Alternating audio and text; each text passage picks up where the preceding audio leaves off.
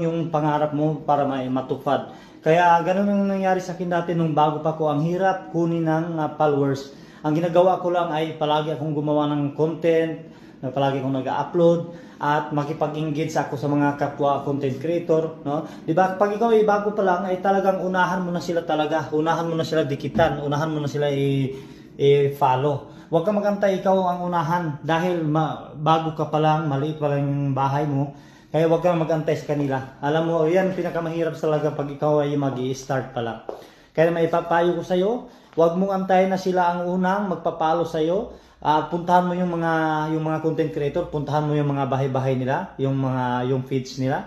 Puntahan mo at panoorin mo yung kanilang videos. Pagkatapos ng panoorin yung mga video nila, saka na ka na mag-react, mag-comment, mag-like. At kung kaya mong i-share mo din yung mga videos nila. May chance din na makita nila na sinishare at nagsuporta sa kanila. May chance pa na suportahan ka din nila. Hindi lahat na content creator na malaki ay pabayaan na lang yung